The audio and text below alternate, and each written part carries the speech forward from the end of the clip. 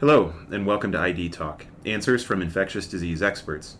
Today, we have a special measles discussion for you. We are Dr. Scott Olson and Dr. Nathan Price, pediatric infectious diseases specialists at Banner University Medical Center, Tucson, associate professors of pediatrics at the University of Arizona College of Medicine, and together we are the AZ-AAP Infectious Disease and Immunization Co-Medical Directors.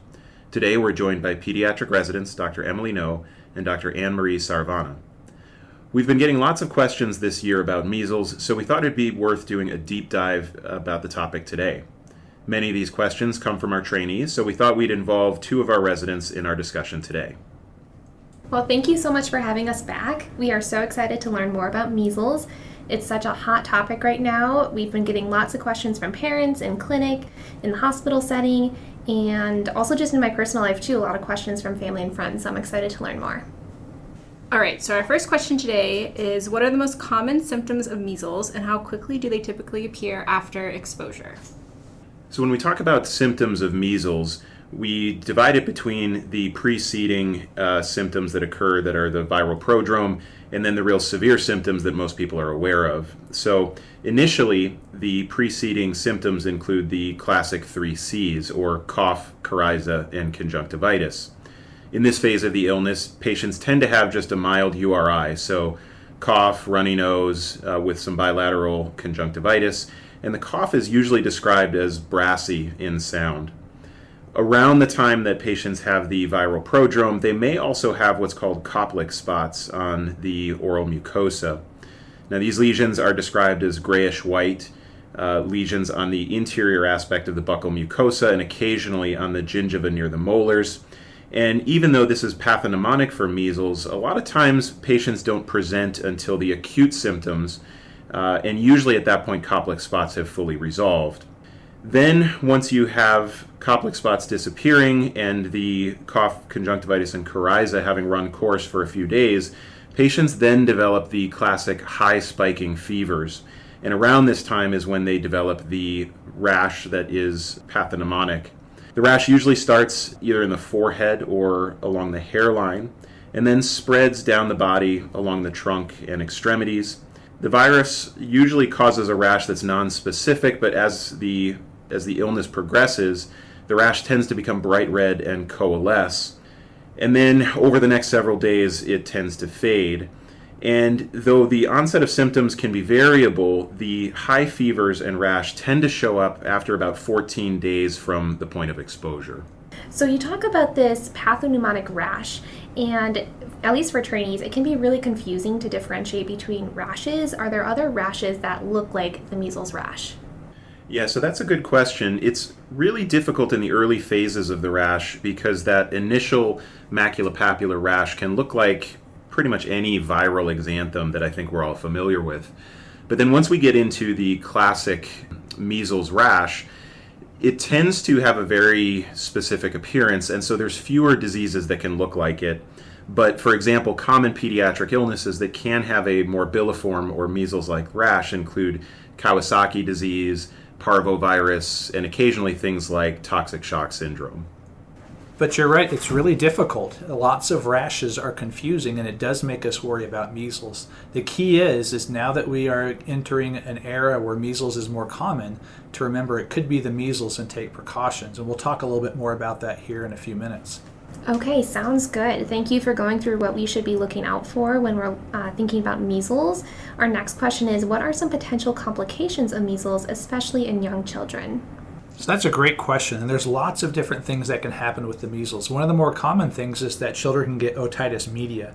We also know that about 1 in 20 people who will get the measles will get a pneumonia, and this pneumonia is one of the most common causes of hospitalization in people. About 1 to 3 in 1,000 get an acute encephalitis. Of those, about 25% can have permanent brain damage, and about 15% can die. 1 in 1,000 can get a post-infectious encephalitis, and that has about a 20% mortality rate. On a side note, my grandmother's sister actually died when she was age 3 because of post-measles encephalitis. About 1 in 25,000 will go on to get subacute sclerosing panencephalitis. And this shows up about 10 years later, and it's uniformly fatal. And the really sad thing about this is this occurs in children who completely recovered from the measles and for the most part really had no problems whatsoever when this started to happen. In the pre-vaccine era, about 60,000 people each year worldwide would get eye disease, and most of these cases would lead to permanent blindness. And overall, when we look at the measles, there's about 1 to 3 per thousand that die from the disease. In the U.S. in 2025 so far, we've had 1,319 cases and 3 deaths. The hospitalization rate that's quoted is 13%, so that's higher than that 1 in 20 that's generally quoted. And about 4% of the cases occurred in vaccinated individuals. And this isn't surprising when we recognize that the vaccine has about a 93 to 97% efficacy rate. So it's not perfect, but it's really quite good. Wow, that is just so crazy to me. I think the fact that you can die 10 years later after recovering from measles is not very well known. And it's something that's just so important to talk about so people realize that. You're right, and the subacute sclerosing panencephalitis, in my mind, is really scary, and we don't know what the actual numbers are. There are some newer studies that suggest that rate is actually a lot higher than 1 in 25,000, and so if cases continue to increase, we may see much more of this happening in our communities. All right, question number 3. So how does measles affect children with weakened immune systems or pre-existing health conditions? We know that having an immune deficiency is really problematic when it comes to fighting off measles infection. First thing to say is that we know individuals who are immunosuppressed or immunocompromised tend to have more severe disease. So in general, we worry about more severe outcomes in immunocompromised individuals. Then you take that one step further, and the only thing that can protect these individuals against measles disease, particularly when there's a lot of infection in the community, is immunization. And we know that because this is a live virus vaccine platform, individuals with immunocompromised are not receiving those vaccines. So you have this double whammy of not being eligible for the vaccine, but then also at risk for more severe disease if you actually acquire the infection. And then we know there's a variety of other immunocompromising or predisposing conditions that we have to think about when considering the severity of measles disease. And here, in particular, we worry about malnutrition and in particular vitamin A deficiency.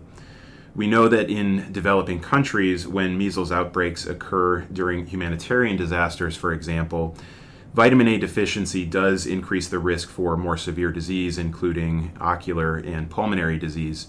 So we know that in addition to the classic immunocompromising conditions, nutritional and vitamin deficiencies play an important role in risk for disease acquisition. All right, yeah, so that is one of the reasons that herd immunity is so important, is that so we can protect everyone. And that kind of leads into our next question, just a little bit more about the body's immune response to measles. How does it work? Does having measles provide any long-term immunity? And the next part of that question is, what long-term effects can measles have on a child's health? So let's talk about the long-term effects first. We talked about that there's a potential for permanent sequelae with the acute and post-infectious encephalitis, and then also that long-term issue of subacute sclerosing panencephalitis, which is uniformly fatal in these otherwise healthy children. But there's this other fascinating but horrifying thing that happens with measles, and that the measles doesn't just cause acute disease, it attacks the immune system in general so that you're at risk of other infections that you already have immunity to. There's this thing that is what we call immunologic amnesia. So basically the virus attacks your cell-mediated immunity. And there's one study out there that showed that there was a loss of 73% of the total pathogen-specific antibody repertoire after measles infection. Now, they found that this antibody repertoire built back over the next 5 years or so, but usually that occurred because you got the infection again that you were already immune to in the past. They note that in places where measles disease occurs, children who've had measles disease have a higher mortality rate compared to children who didn't have measles disease. And this was mortality from any infectious cause. And so it's estimated that 50% of infectious disease-related deaths from any cause in the pre-vaccine era are due to measles-induced immunologic amnesia. So just think about that. Measles doesn't just cause problems from the disease itself, it puts you at risk for the diseases that you've already survived. So you get the chance to go through it again, and this time it could be even worse. So on the other hand, fortunately, if you get the measles and do fine, it induces lifelong immunity. And it's so contagious that it's basically able to infect just about everybody out there. And so because of this, in the pre-vaccine era, that most people would have gotten measles disease by the time they reached adulthood. And for the purposes of post-exposure evaluation, people are assumed to be immune to the measles if they were born before 1957 and are not a healthcare worker. Now, you've got groups of people out there that like to think that immunity from the disease is better than immunity from the vaccine, but when it comes to measles, that's definitely not the case. We've just talked about how bad the measles disease can be, and even if you survive it, you can have long-term sequelae from the acute disease, and then you can also get problems with your immune system afterward that lasts for years. And again, all that can be prevented if you get the highly effective vaccine. Our next question is, what is the significance of the measles vaccine and when should children receive it? So with the last few questions, we talked about how severe measles disease can be. And I think that really highlights how big of a game changer the MMR vaccine has been in preventing disease among children and adolescents and adults. If you look at estimates of how many lives the MMR vaccine by itself has saved, the WHO estimates that about 60 million individuals have been saved from death due to measles infection between 2000 and 2023. So that's an incredible number just based on the one vaccine. When we look at the efficacy, we know that a single dose will provide about 93% efficacy against acquisition of disease. And by administering a second dose to all individuals, we get the community levels up to about 97%, which is above the 95% threshold that we have for herd immunity within the community. So we know that as long as we have about 95% coverage among individuals in the community, it will stop any outbreaks if a case is imported. Now, we did actually eliminate measles as an endemic disease in the United States back in 1990, but unfortunately, because of waning immunization rates and ongoing outbreaks, it does look like we are going to lose that designation probably this year, and measles will be endemic again in the United States. Now, that's unfortunate because so far it appears that measles does not have a non-human reservoir, which means if we were able to vaccinate enough individuals in the community, there's a potential for eradicating the virus the same way we saw smallpox being eradicated in the world back in the 1970s. Now, with regard to when we recommend MMR be administered, we typically recommend the first dose being given after 12 months old, and then the second being given before group care enrollment, and in the United States, we recommend that be at 4 years old. Now, it's important to know, though, that there is no need for those vaccines to be separated by several years, and you can actually administer the second dose as soon as 28 days after the first dose if there is an increased risk of exposure in the community, such as in an outbreak setting or if an individual is traveling to an endemic area. I think it's also important to note that though we don't recommend the vaccine be administered before 12 months old, if an infant is older than 6 months and is likely to be exposed, you can administer that first dose between 6 and 12 months, but it's important to remember that because we're not sure it generates as robust or lifelong of an immune response, it doesn't count towards the 2 vaccine series, so the infant would still require 2 doses after 12 months old. Just a follow-up question. Why exactly do we wait till that 12 months or that 1 year of age to do that first vaccine? Yeah, that's a wonderful question, especially in the current context where everybody's worried about when their child can be immunized. So the biggest issue with live virus vaccines is that to generate that lifelong strong immune response, the vaccine virus, the live attenuated virus, still needs to travel throughout the body and then replicate in the reticular endothelial system. And our concern is that before 12 months old, there may be enough residual anti-measles and anti-rubella and mumps antibodies floating around the infant's system that it may inhibit that replication that is really necessary for a lifelong response. And so we tend to recommend administering these vaccines after 12 months because at that point, most individual infants should have maternal antibodies washed out of their system, and therefore they should still have a strong immune response to the vaccine. I think this concept of the vaccine schedule is very important to talk about. We've been getting many questions in clinic about when patients would be eligible for the measles vaccine. And so just to summarize, to make sure that we have it correctly, you can get it at 6 months of age, but you would still need your technical first dose at a year of age. And then you can get your second dose about 28 days after. And if you do get that second dose earlier than our normal schedule, what we call the kindergarten shots around like 4 years of age, it still counts. So you don't need an extra vaccine after that. That's exactly correct. Okay, perfect. Our next question then is, are there any specific conditions or situations where a child should not receive the measles vaccine? All right, so it's important to remember that the measles virus vaccine, it's part of the MMR, it's a live virus vaccine. And so it's contraindicated in pregnancy and many immunocompromising conditions.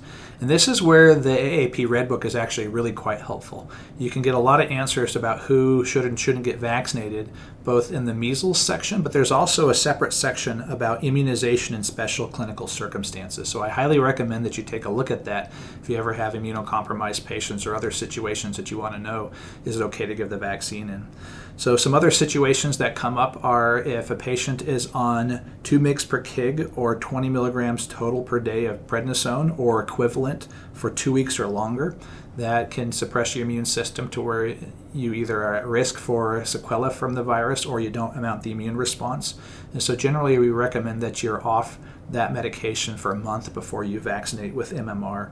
Also, certain blood products can interfere with that immune response, and in particular, high-dose IVIG for Kawasaki disease can interfere with that immune response. And so we recommend that you wait 11 months after getting IVIG for Kawasaki disease before you give live virus vaccines like the MMR.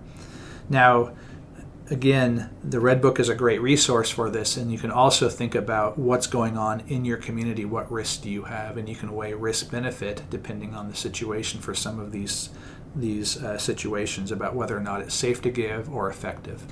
Great. Well, our next question is, can you discuss the recent trends in measles outbreaks and what factors contribute to these increases?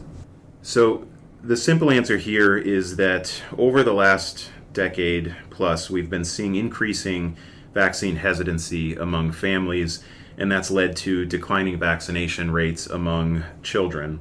Now, if you look at those actual numbers, the CDC monitors every year how many kindergartners in each state are immunized leading into the school year.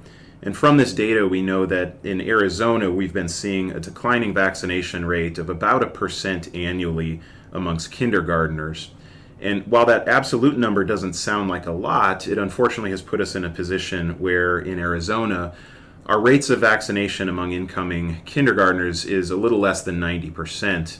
And if we remember back to what we talked about just a few minutes ago, we need to maintain a herd immunity within the community of 95% or greater for transmission within the community to be blocked. So what that means is that because of declining vaccination rates in the community, whenever we have an imported case, unfortunately now we have a scenario where the disease can now be transmitted and propagated and lead to outbreaks, which is unfortunately what we've been seeing in the United States this year.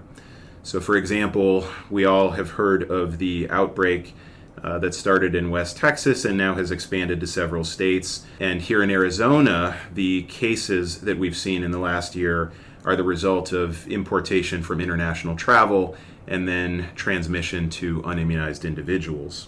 These outbreaks have been really scary to read about and hear about, and it's also scary to think that we are below the 95% threshold for that herd immunity. And our next question is, can you explain how measles spreads and what precautions can be taken to prevent transmission? That's a great question. Like we talked about earlier, measles is really quite contagious. In fact, it's one of the most contagious viruses out there, with about a 90% attack rate in people who are non-immune. And in the pre-vaccine era, it really was assumed that everybody was going to get measles at some point in time.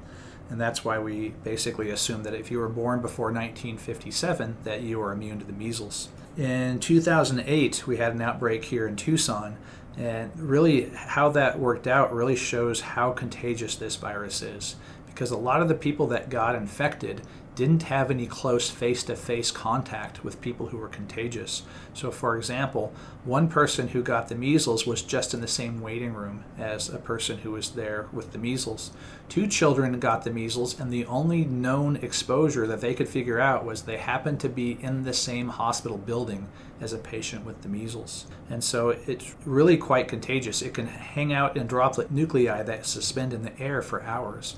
And so you can come in 30 minutes, 40 minutes later and breathe in that air and get infected. So the best way to prevent transmission is vaccination. And obviously that's not always going to be possible for everybody. And so the next things we need to do is just try to isolate people who have the measles. And so if somebody has measles, you can put a simple mask on them, and that should decrease that virus getting out into the air from their respiratory tract. And then if you have a negative pressure room, you should stick them in a negative pressure room. We recognize that not everybody has that option, so try to keep them as far away and isolated as possible while you're evaluating them. Of course, if you are going to see the patient that has measles or suspected measles, you can put on an N95 mask or an equivalent to help protect yourself from getting that infection. So if you recognize early on that someone might have the measles, you can take steps as quickly as possible to try to prevent their exposure. Someone is calling ahead of time and saying, hey, I have the measles, or I'm worried I have a rash and fever and conjunctivitis, and you think measles, you can meet them at the door, put the mask on them, don't have them sit in the waiting room, and take them into the room right away to get them away from people, because you really don't want them hanging around other people and infecting them. Wow, that's crazy. Well, then our next question is, how can you diagnose measles if you suspect it? All right, well, the first thing to remember is that in our current situation, I think it's just important to at least be willing to consider measles, because obviously if we're not thinking about it, we're not going to be diagnosing it. In previous years, when we've not seen a lot of measles in the U.S., I don't think we needed to consider it for every patient showing up with fever and a rash. But I think these days we really need to be conscious of it, especially if you know that you have a patient who is either under-immunized or unimmunized. So when you have someone in that context who presents with fever and rash, the first step is, if you're thinking measles, you should be reaching out to your local health department. The reason that's important is, first of all, obviously, so that the health department is aware of any potential cases within the community to either do contact tracing or to prevent further spread, but also because currently the PCR testing that's necessary for diagnosing measles in most circumstances is only available through the public health department. So, for example, currently, if you have a patient either in your office or in your hospital where you consider measles may be on the differential, we recommend sending a PCR testing of either a nasal swab or a pharyngeal swab or urine, and currently that needs to be sent through the public health department, who will then perform the PCR and notify you of the results. Additionally, we can still send antibody titers, so both IgM and IgG against measles, and that can be done through commercial labs, but I think it's important to point out here that because these are serologic tests, it does require some careful interpretation, particularly if someone has already been immunized and may already have an antibody response. And obviously, if you work either in a clinic network or hospital system that has an infection prevention team, it's obviously important to reach out to them so that they're aware that there may be a potential case in your network, and that can be dealt with appropriately from the infection prevention side of the house as well. That is helpful to know what we should do if we suspect measles, and is a good segue into what should parents do if they suspect their child has measles. It's a great question. So first things first, check to see, is your child up to date on the vaccines? Because that can help you decide, do you have to be more worried, less worried with some of these other illnesses that cause rash.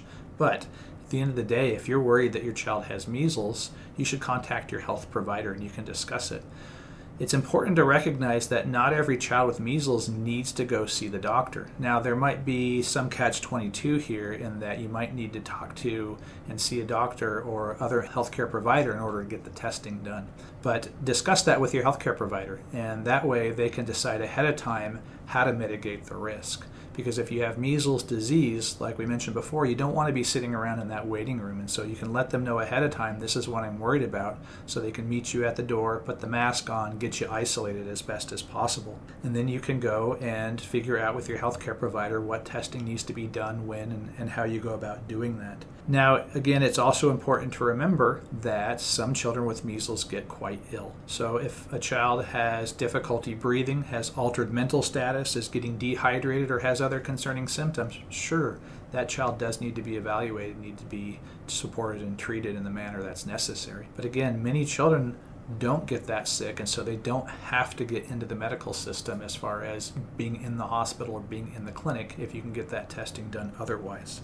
So how can adults and older children protect themselves, especially if they are younger, unvaccinated children?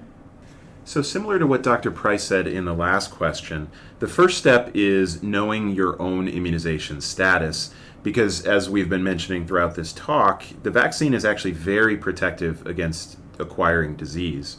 Then if you know you're not fully vaccinated, we also know that immunizing against measles with an MMR vaccine up to 72 hours after exposure is still extremely protective against acquiring infection. So if you have a known exposure and you have not been immunized, getting to your provider as quickly as possible and trying to get an MMR within that 72-hour window is actually very protective against acquiring illness. Now, that 3-day window is recommended for the MMR vaccine, but we also know that for exposed individuals who are not eligible for vaccine or weren't able to get vaccinated in that 72-hour window, IVIG or intramuscular IG is also very protective against acquiring disease if given up to 6 days after exposure. And that goes back to the idea that because most of our population has been immunized against measles, that the pooled IG product should have high enough anti-measles titers that it's actually going to be protective from a passive immunity standpoint against acquiring infection after exposure. So if you have someone who got the vaccine prior but is now severely immunocompromised, what do they do? Yeah, that's a great question. So in that setting where we think individuals can't generate their own immune response, that is exactly the scenario where the individual is likely going to benefit from either IVIG or intramuscular IG, again with the idea being that there is enough anti-measles titer within that product that it will protect them against acquiring infection. And a second follow-up question with the IVIG, is that measles specific or is that like a generic IVIG? Yeah, that's a great question because I think a lot of us are familiar with the pathogen-specific IG products like Verazig or tetanus immune globulin. But in this context, it's simply just the IVIG product that you would be administering for lots of other diseases. But again, here, it should still be protective against measles.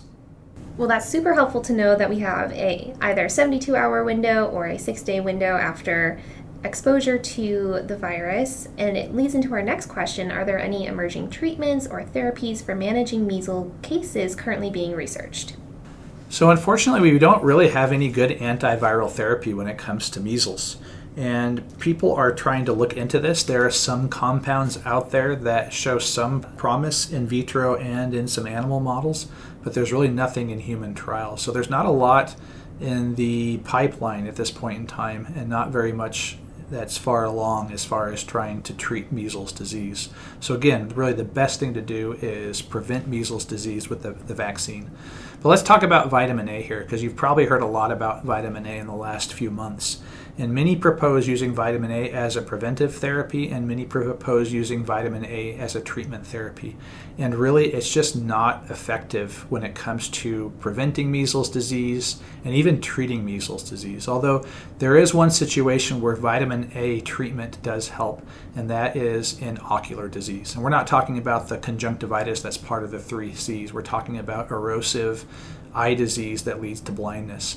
In patients that get vitamin A therapy, and especially those that don't have deficiency, they tend to do better. So there are some studies to suggest that vitamin A therapy may be of benefit if somebody has severe measles, and the WHO recommends that patients who have severe measles get treated with vitamin A, but it's important to recognize that there are many other studies that show that there is no benefit. The other thing to remember too is that people need to make sure they're following the appropriate dosage of vitamin A, because you can get vitamin A toxicity. And along with increases in measles disease, we are seeing increases of cases of vitamin A toxicity in children. And I think just to add one additional point there is that vitamin A, when it's been used in treatment of measles, is for treatment and prevention, or I guess I should say mitigation of the worst effects. It has not been shown to be a preventative medication. So again, the only preventative intervention that we have is the vaccine, not vitamin A, which I think has been kind of conflated with the vaccine, unfortunately, in the current conversation. So I think that kind of leads us to our next question of what can be done to improve vaccination rates in communities, especially with low immunization coverage. Yeah, so the sad thing here is it's the same debate that we've been having within pediatrics and infectious diseases for the last several decades. And it all comes down to what is the best way to encourage our patients and our families to receive immunization against these really severe life-threatening illnesses. So I think Dr. Price and I have discussed some of these issues over the last several months. And so I don't know that it makes sense to go back and hash out all of the details of improving immunization, but I think it just comes down to, again, we need to continue putting out the message to our communities that these vaccines are safe, they're effective, and they're effective at preventing really severe disease in our patients and our children.